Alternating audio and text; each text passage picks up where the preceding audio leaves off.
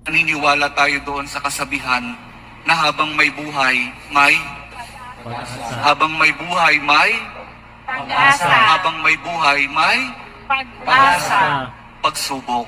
Dahil tayo katiwala ng Diyos, binibigyan din niya tayo ng iba't ibang klase ng pagsubok. Kaya po doon sa pagsubok na yon, saka pa lang natin mauunawaan na talagang ang ating buhay ay mayroong, habang may buhay mayroong pagsubok. Habang may buhay may pagsubok. Pagbangon. Huwag niyong hayaan na kapag meron kayong pinagdaraan ng pagsubok, ay hindi kayo babangon.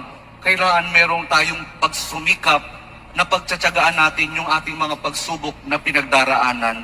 At kapag mayroong pagsubok at mayroong pagbangon, saka pa lang natin mauunawaan na talagang ang ating buhay, na habang may buhay, may pagbangon. Habang may buhay, may pagbangon. Pag-ibig.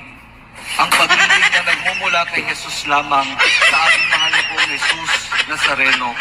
Dahil doon, kapag naunawaan natin itong mga bagay na ito, na habang may buhay, may pagsubok, may pagbangon at may pag-ibig na nagmumula lamang kay Jesus, saka pa lang natin mauunawaan at matatanggap na talagang habang may buhay, may ayaw nyo nang sumagot.